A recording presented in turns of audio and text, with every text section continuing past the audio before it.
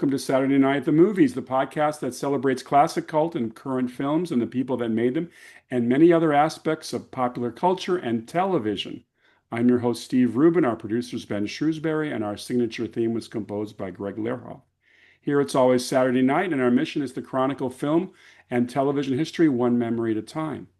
Tonight we're celebrating the 25th anniversary of Resurrection Boulevard. I'm going to start this over. I can't believe the title. Okay, so welcome to Saturday Night at the Movies, the podcast that celebrates classic cult and current films and the people that made them, and many other aspects of pop culture. I'm your host, Steve Rubin. Our producer is Ben Shrewsbury, and our signature theme was composed by Greg Lehrhoff. Here it's always Saturday night, and our mission is to chronicle film and television history one memory at a time. Tonight we're celebrating the 25th anniversary of Resurrection Boulevard, a landmark television series that debuted on Showtime, starring Tony Plana, Elizabeth Pena, Nicholas Gonzalez, Marisol Nichols, Michael DeLorenzo, and many more fine Latino actors. Joining us tonight is our frequent guest, former Showtime programming president Jerry Offsay, network executive Pancho Mansfield, and the series writer and executive producer Dennis Leoni. Welcome, everyone. Hey, thank you for having us, Steve. This is really great to be here with all of you. It's down memory lane for me. For all of us, I believe. Jerry, I'm going to start with you. When you came aboard Showtime as programming president, you put up a slate, an incredible slate of 300 movies over 10 years. Did you have, and shows, I should say, and TV shows like Resurrection Boulevard, did you have a mandate when you came on board to provide inclusive entertainment for the world? I mean, did you come on board to bring more voices into the television sphere, or did it just happen one step at a time? Well, certainly I wasn't hired with that mandate, and I wasn't hired with a mandate to do as much programming as we ultimately did. I would say that is in terms of the inclusive programming, in terms of Soul Food and Resurrection and Queer as Folk and a lot of the movies and the like that we did, it evolved over time, but it came out of, in large part, out of the group of creative execs that we had assembled.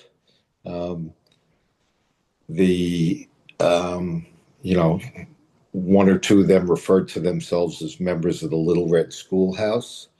We were certainly a liberally inclined group of people. We knew that we were in the television business and that our jobs were to get people to watch Showtime. But we also thought that maybe we could collectively do something that was unique and had some pro-social benefits to it at the same time. I think that, when I would accept an award on behalf of the group, I used the line a few different times that it was good for our business and it was good for our souls. We were capitalized with a great deal less money than our competitors. I mean, HBO outspent us in original programming 5-1 on a consistent basis throughout the 10 years that I was there. So to borrow a phrase from baseball, you sort of have to try and figure out how to hit them where they ain't. You need to do what it is that other people are not doing and identify where there are holes in the marketplace. And the holes in the marketplace were pretty easily identified. Nobody was doing a Latino drama. Nobody was doing a Black drama. Nobody was doing films that featured Latinos or Black people on television. And so we initially started with movies. And we had tremendous success. The ratings were very, very strong. And we watched over a period of 5 or 6 years our share of the Black audience to a greater degree and share of the Latino audience to a lesser degree, but both of them grow as we grew our programming that would have greater appeal to those audiences. And as we got deeper into the series business, we realized that there was an opportunity to move the needle even further if instead of having, three or four African American films a year, which was three or four more than anybody else had, but still not necessarily enough to get a year-long commitment to watching Showtime, and having one or two Latino films, same thing, definitely not enough to command, a full-time commitment but nevertheless, the audiences were coming to those shows, and that if we could put on a series, which none of the broadcast networks had, none of the cable networks had, and those audiences could see themselves reflected on TV, and their lives and their families reflected on TV in a realistic way for the first time, that Showtime would become their network of choice and have their loyalty. And so that's, seeing that initial success emboldened us to try a much bigger experiment, and we were well rewarded for it. Well, it seems to me a casual observation during that whole period is that the whole town was changing its attitude, and it seems like the Showtime network was leading the charge. Dennis, when you were growing up in Arizona, were you part of a TV and film culture family? Was TV a big deal for you growing up as a kid? Well, my grandmother was the one that gave me the love for television because I spent my summers with her, and she loved westerns. So we'd watch. I'm an expert on westerns, old westerns, Rifleman, Zorro, Gunsmoke, Bonanza, you name it. I've seen it, and you know, uh, I just I never really, when I was young, I never really envisioned myself actually doing these, making a film or being in the film business, but or television business. And I don't know, it happened the way it happened. What was the Going to what was work at the old Tucson and actually learning to be an actor and a stuntman first, and then segueing into 5 and then they moved me from in front of the camera to behind the camera because it became an assistant production assistant, and then assistant worked as assistant director. Um, so yeah, I mean, my grandmother was the one who really gave me that love of film. what about you, Pancho? Where are your beginning roots? Well, I mean, I grew up a lot of my childhood. We didn't have television, and we did prize films when we had it. But my father was a lover of film and television and of theater, so that stuck. And so but I certainly had no idea when I was a 13-year-old that I would end up being in the business that I'm in. I'm still amazed when anybody gives us any money to make anything. All these decades later, I go like, really? We get to do this? So, and this was a treat. This was a treat. Resurrection was a treat uh, because I think we all really enjoyed each other. I mean, I think it started with that. And Jerry, you and Dennis went back, right? Yeah, Dennis and I had been friends for, I guess, well, by the time Resurrection went on, we'd been friends for 10 years. And I worked at ABC, and Dennis's wife worked in drama at ABC. But Dennis and I first met on basketball court.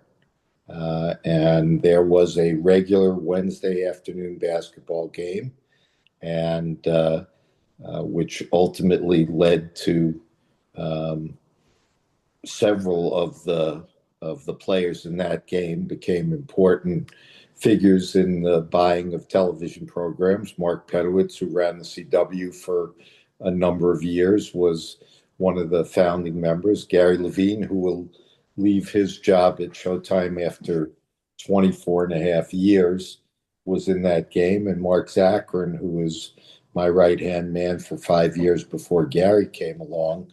We were the first four in the game. And then Gary invited Dennis to play, and we had a few others. Bob Iger played on two occasions in that basketball game.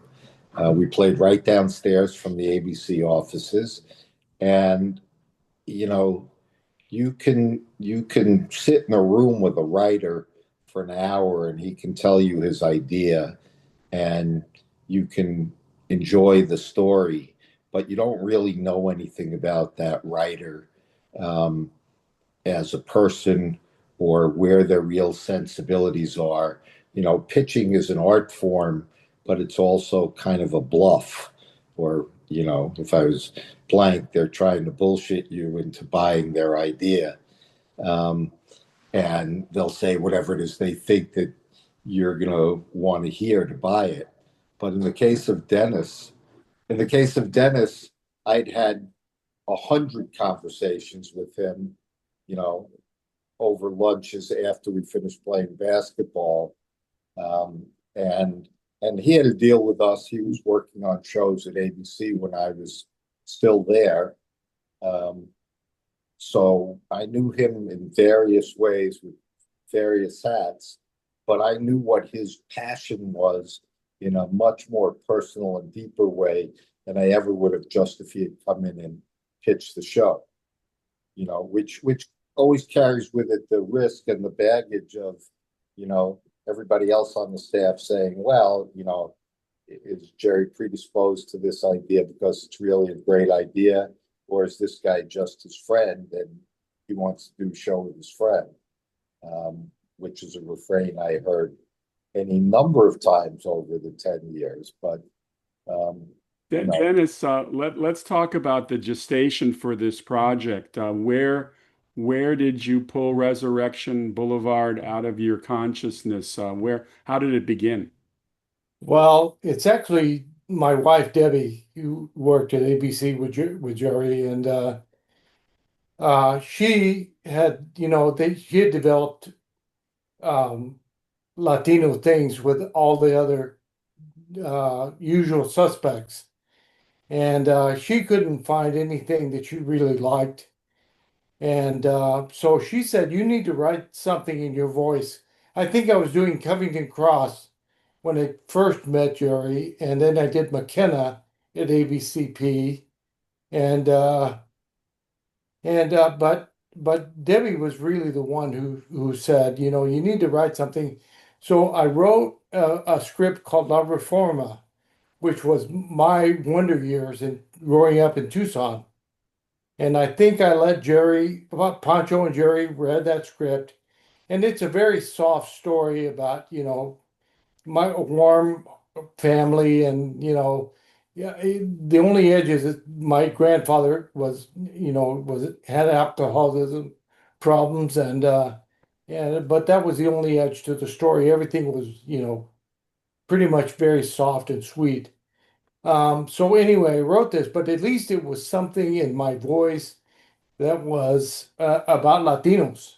And before that, I had never written a character that was Latino. I wrote, 14th century England and doctors and lawyers, and McKenna was a wilderness outfitter.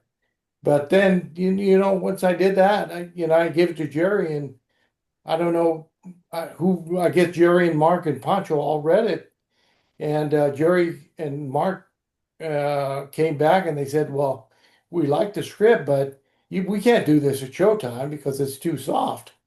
So I went home and I was watching Showtime, and on comes the boxing match. And the two boxers were Latinos.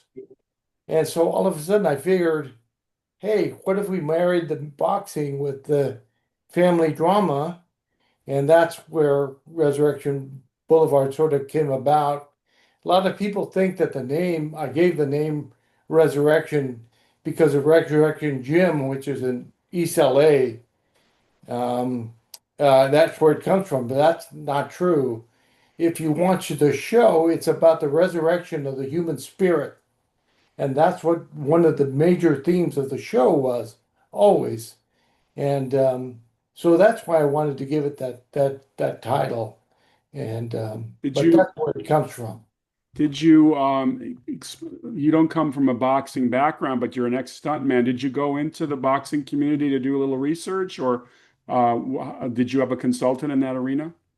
Well, no, basically I was a boxing fan, so I knew all the boxers, particularly heavyweights like like everybody, Muhammad Ali and all the greats, George Foreman and those people. And I Joe love Frazier. Don't boxing. forget Joe Frazier. Come on. He came on this That's show. right. Joe Frazier, who was on the show. And but uh, when you're a writer, they say write what you know. And did sort of know boxing, and I don't know if I really did any research or not. I just sort of made it up. Uh, and it happened to work. So, So you write a soft script. Um, how did you give the series edge that would make it a Showtime show? well, just I had wanted to really make it much edgier, but then it just seemed like we're a family drama, so it's hard to murder somebody week after week after week. And we were up against the Sopranos, and it was a gang family, and so they're murdering people right and left. And so, that adds a lot of drama, but we really couldn't do that on Resurrection Boulevard. I think we killed a few people, but not a lot of people. And I remember that Viacom was like saying, well, you need to do this and you need to do that. And, but that's not really what the show was. It was a family drama. And, Jerry was gracious enough to embrace it, and Pancho and Mark and help me sort of guide it into making it what it was. But I just could not murder people right and left. Like I think that you look at shows now like say take Yellowstone. They're taking somebody to the train station every other week, and but we can't do that. We couldn't do that. So it was bad enough that we had some kids that were like gang activity, and Michael gets shot in the pilot, and he doesn't die, of course, but he does get shot. And people started going, "Oh, we got gang members, and Latinos are all gang members and murderers and rapists," and we still got that nonsense in politics. But we had to try to fight against that, and I didn't want to do that. Yeah, there's a fine line that you're walking when you're doing something like this, and we faced it on Resurrection, we faced it on Soul Food, we faced it on Queer as Folk, where if you're doing a show that's going to be looked at as representational of a underserved community, there's a tendency to want to make everybody perfect and a paragon of virtue, and then you run the significant risk of alienating your audience because the characters won't ring true and realistic to them. And or you could go the other way, which is you can make the mistake that Dennis was talking about, where we're the No Limits Network. So what makes Resurrection Boulevard a show for Showtime if it doesn't have a lot of edge and there isn't a lot of sex and there isn't a lot of violence? Then it could be on NBC or ABC or whatever. But in the case of these dramas, they couldn't be on NBC or CBS or ABC. They could, but they wouldn't take the chance that they were programmed to a narrow audience.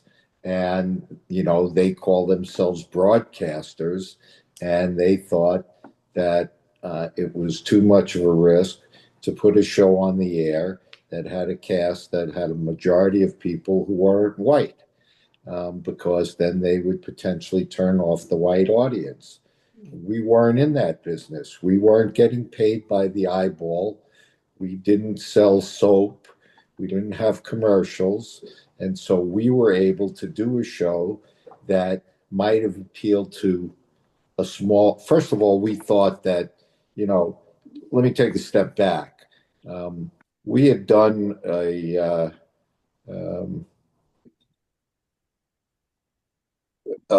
fair number of films, as I mentioned earlier on, by this point in time. And we realized that if you do, a good story well told, that white people will watch shows that have, Black or Latino actors in it. And those things rated very, very well, frequently amongst the highest things that we put on the air. And that we thought that the audience would respond, that the Black and Latino audience would come in greater numbers because they were seeing themselves reflected, and that the white audience would come because they were curious about, everybody has a family, everybody has brothers, sisters, aunts, uncles, and whatever. And the conversations ought to be pretty much the same around the dinner table because you have the same family relationships and similar family dynamics.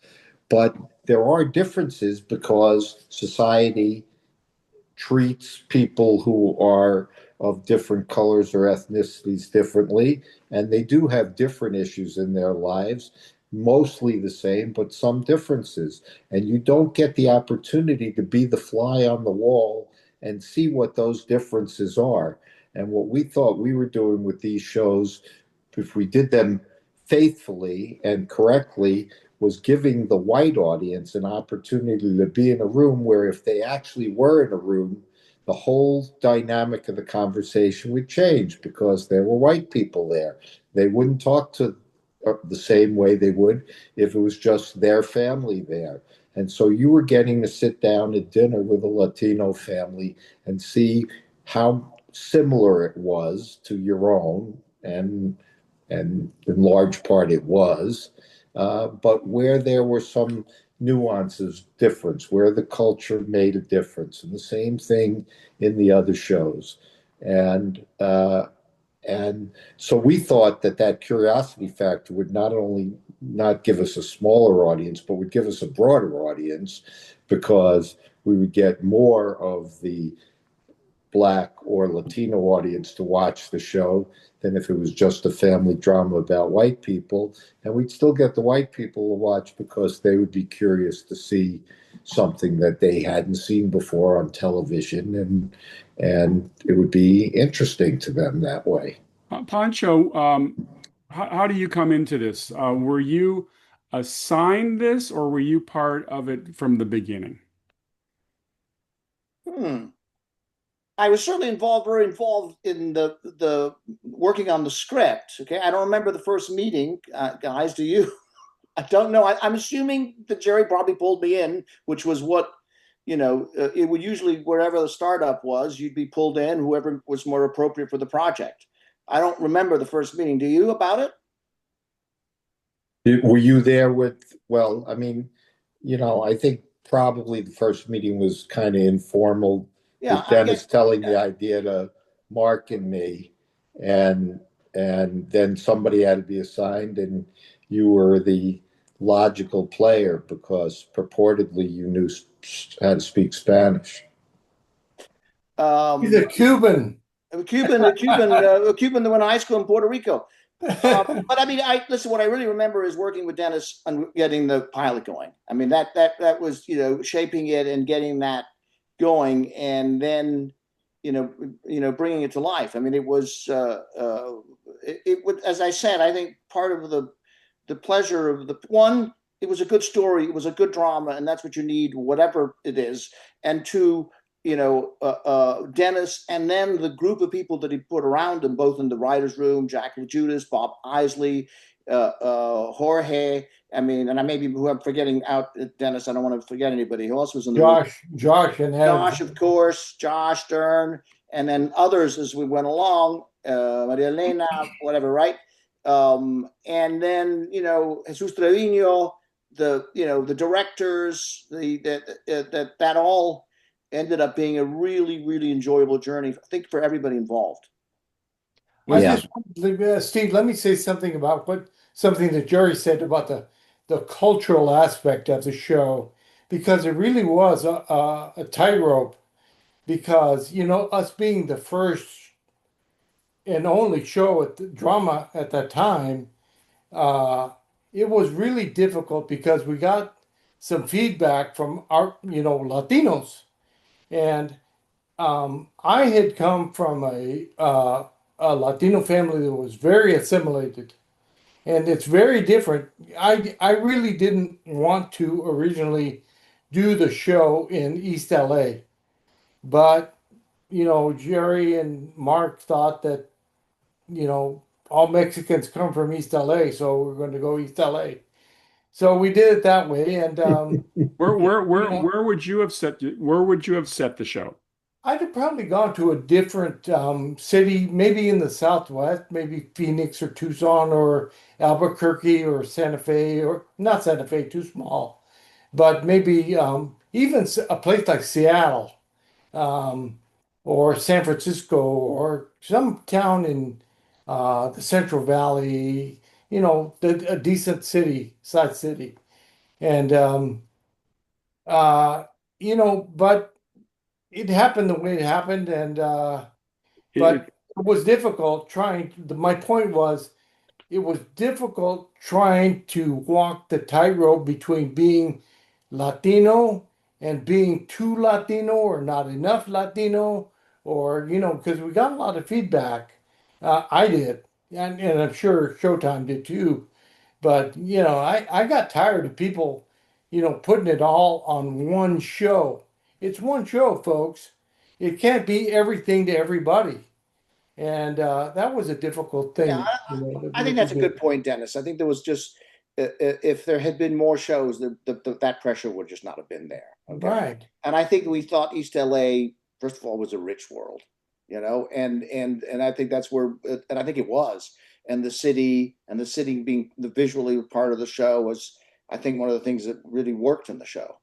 So, but I think there was an additional, I mean, in the end, then you also just want to separate yourself from that and just tell a good story, cast it well, and tell it, and not get stuck in just servicing, the cultural side. Right. Right? The whole thing. But it did work in the favor of, in terms of publicity, because I think I was interviewed by a newspaper in every state in the union.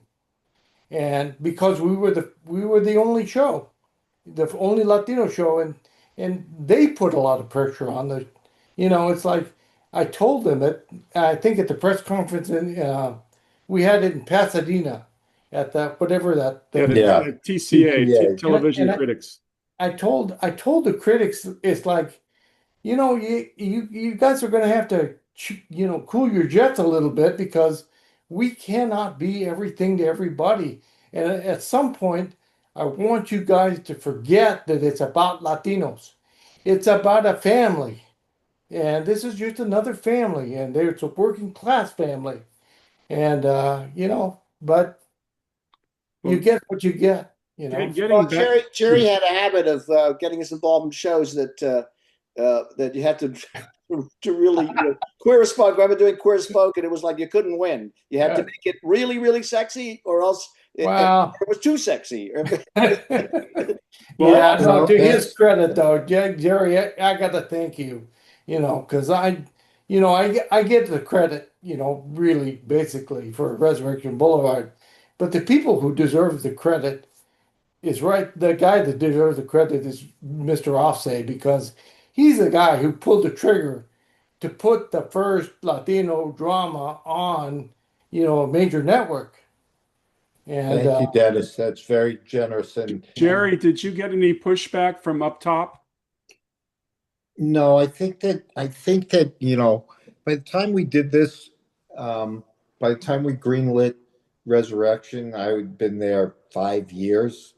Um, we'd had a fair measure of success by then. Stargate had gone on, the year or two before. We'd had The Outer Limits, so we'd had some series success.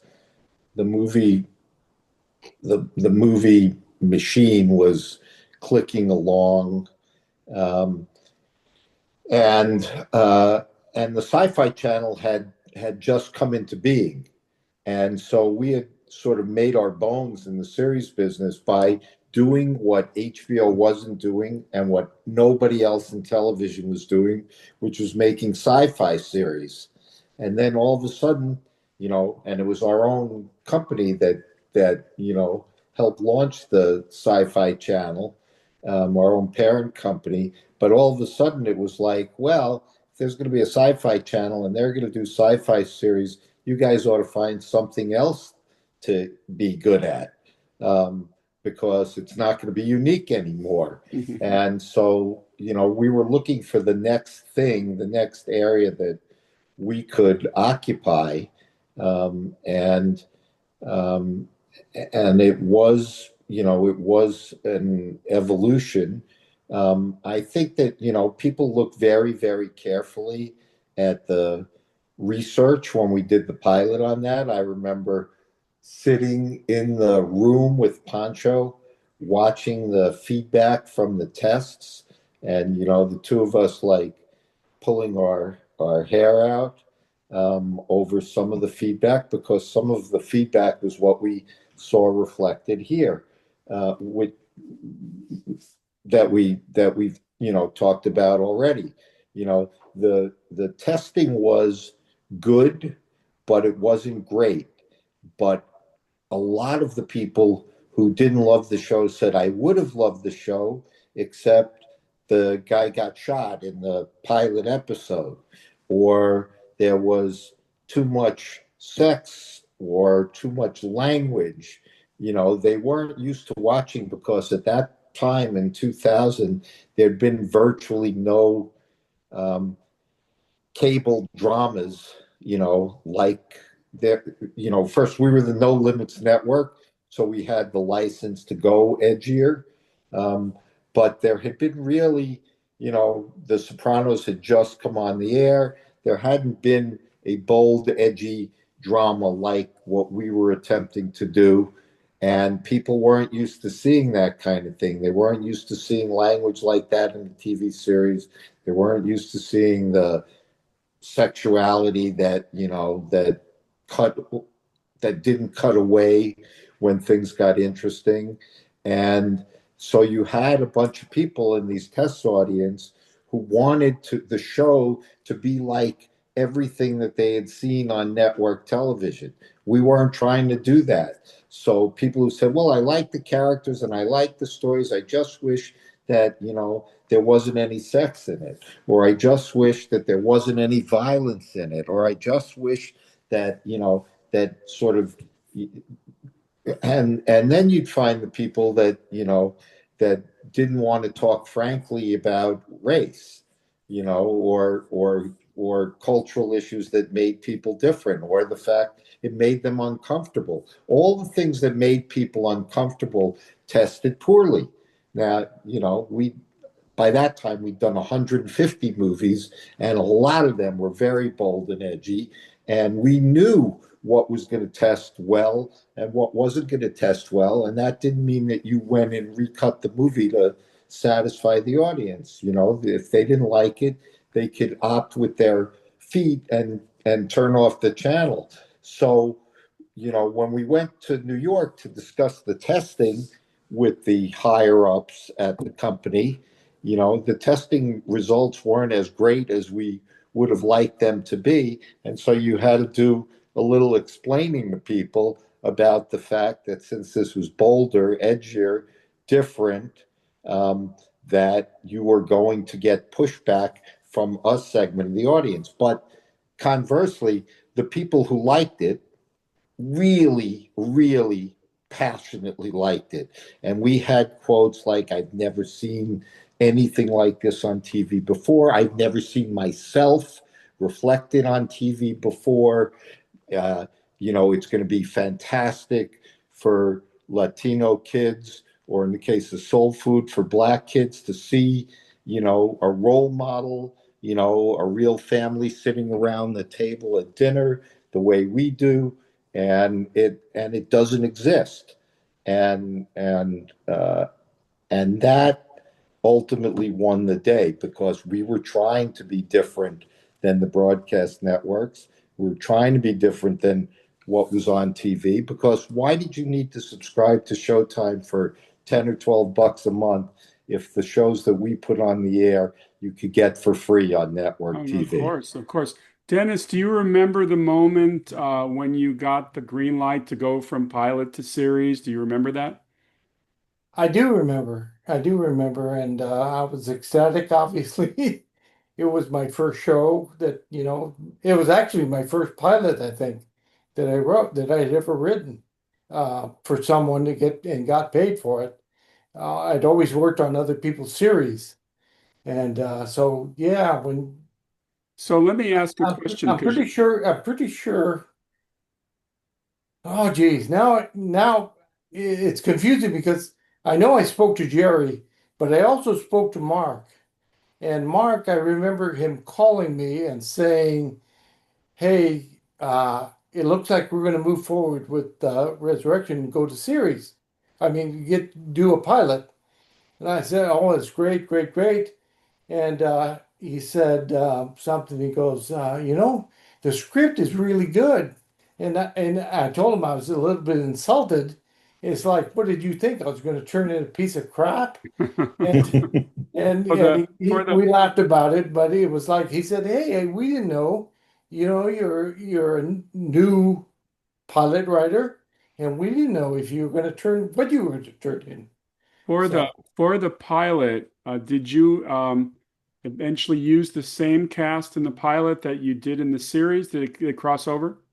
no, we used everybody the same. I think that I'm not sure that everybody that I wanted was who Jerry and Mark and Pancho wanted, but I sort of talked them into it, and I also had to talk them into let me. I don't know if you remember this, Jerry, but I asked you if I could produce the pilot because you wanted me to take on another EP to, sort of somebody who'd done it before, produced a pilot before. And I said, please just let me show you that I can do this. And you said, okay. And they gave me the go ahead to produce the pilot myself. And, with Jesus Trevino, of course, he's directing. And, he infused it with a lot of Chicano, Chicano sensibility, which I think Showtime wanted.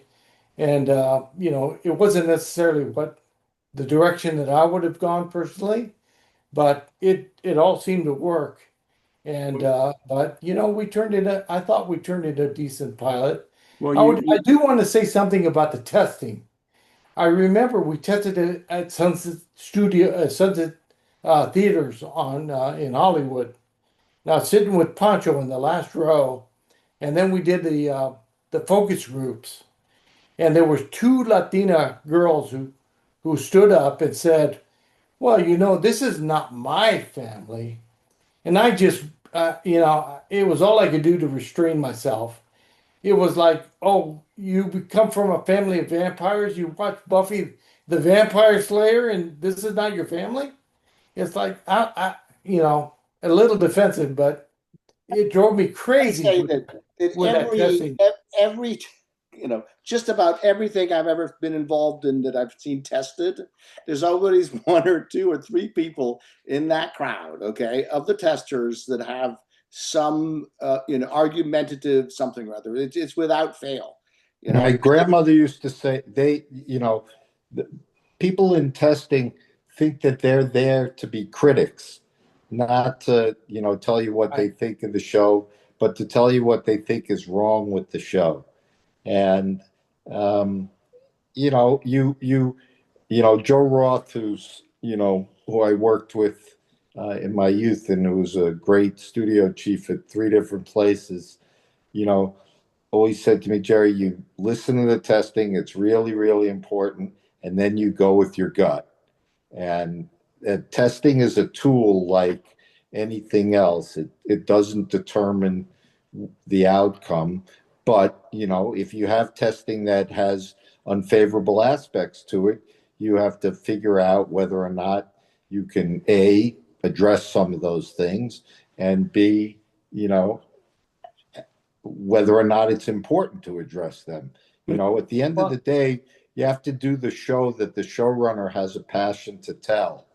And if you dilute it down so that he's not telling something that feels right to him, you're going to end up with something that satisfies nobody. and like I said, I really have to thank Jerry for going with his gut on the show because he liked the show, and that was more important than my wife, was a vice president at ABC, and I saw all the testing and all the focus groups and all that, and if all that worked, every show would be a hit, but it isn't.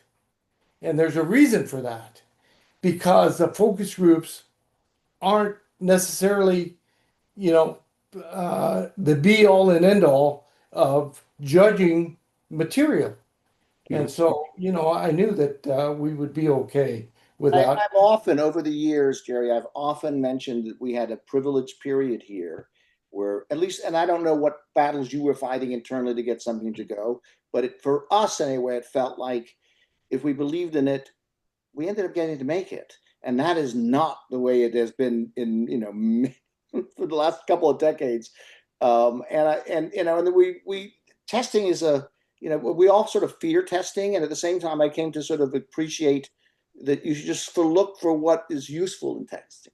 If there's something that keeps happening all at the same time and everybody has the same thing to say, well, maybe you should pay attention to that. Right. If there's somebody out there with an idea and it's irritated or they're offended, well, I'm not worried about them. But we were really fortunate. I've often said that we basically if we believed in it, we got to make it.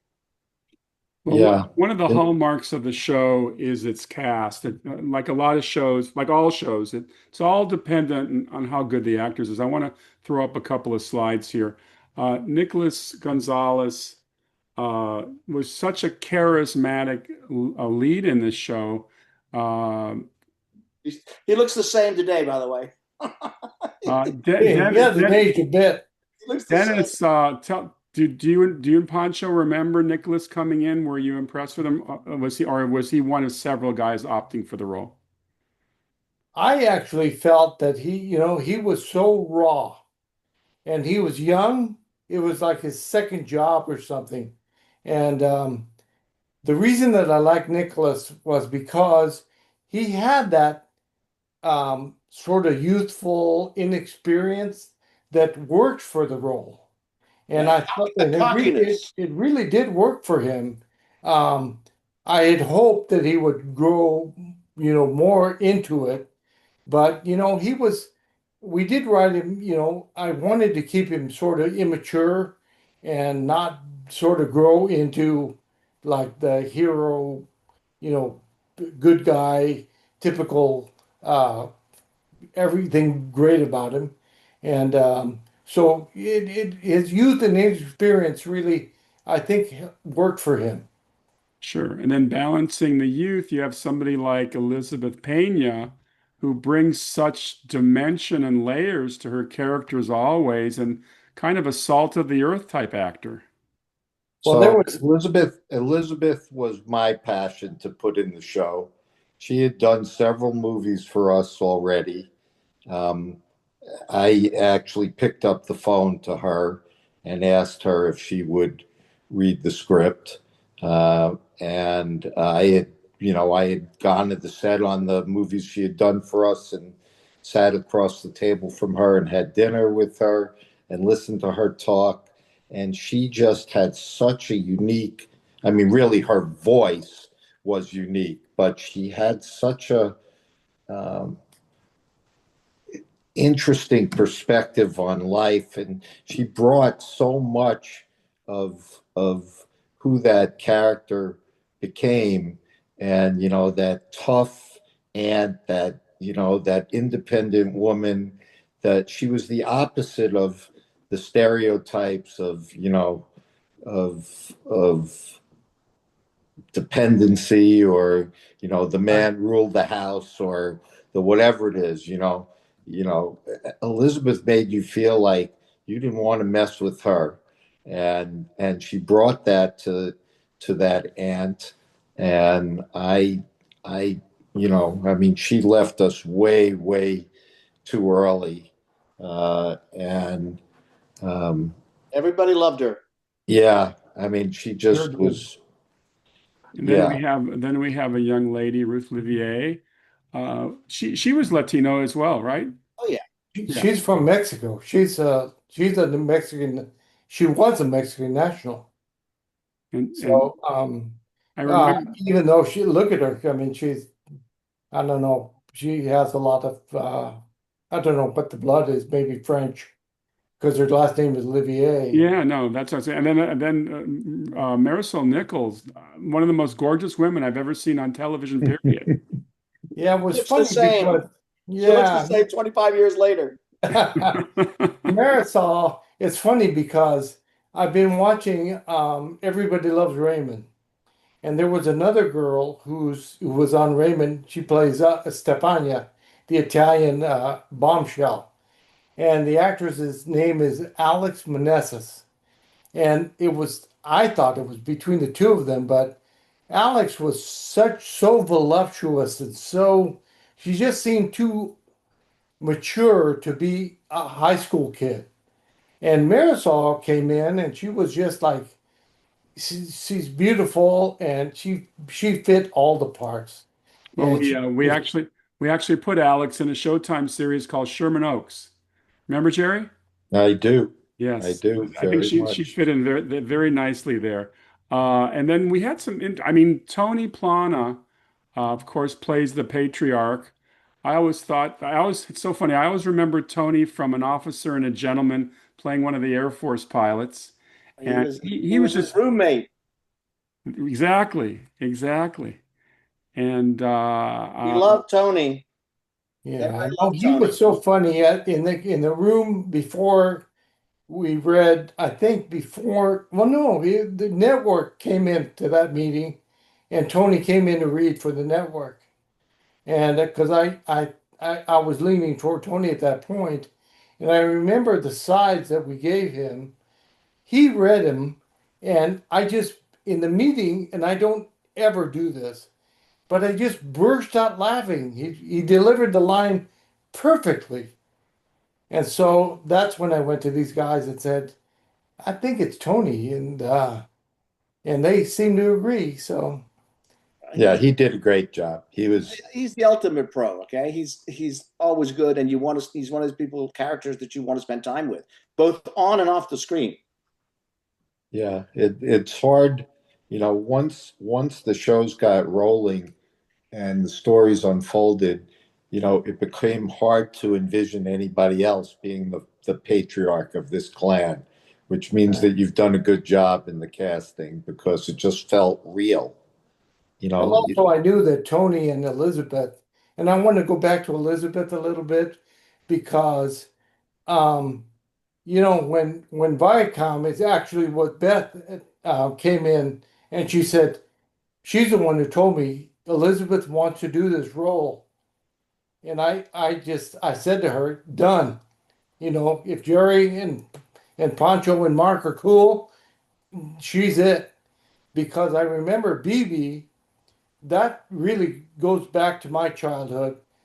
BB is an amalgam of all my mother's friends, people like Dencha, Quieta, uh, uh, La Piñata, all these women that were just fiery, hot Latina women that just, you wouldn't, Jerry's right, you wouldn't want to mess with them because they take your huevos and hand them to you.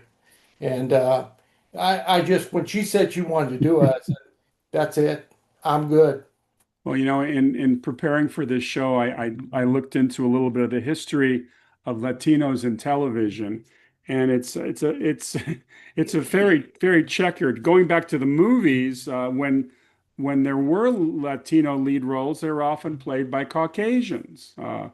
Paul Muni as Juarez, and Marlon Brando as Zapata, and then in television. I guess, I mean, Resurrection Boulevard is definitely an historical series because it took drama to the next dimension for for all audiences, but for portraying an audience that, as you point out, Dennis, in drama we had not seen before. Right. Well, not just that, but I think there had been a show at Columbia when Debbie was at Henderson Hirsch. It was called Juarez that NBC was trying to develop.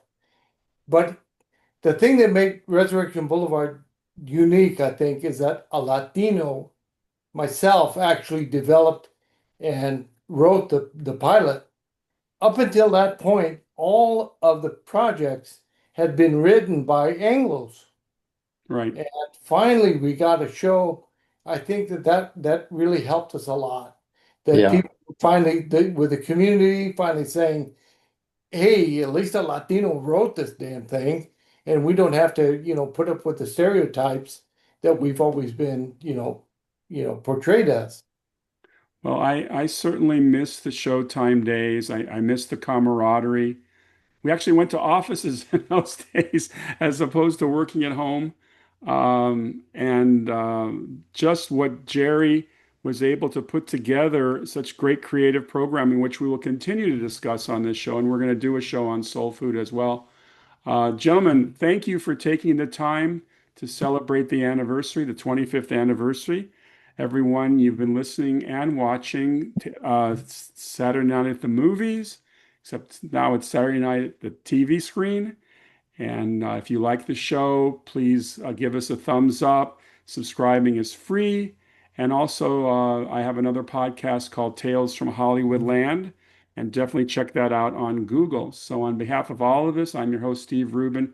Thank you for joining us. Jerry, Dennis, Pancho, thank you. Thanks Thank for your you, kind Steve. words, guys. Thank you, Thank Steve. you very much.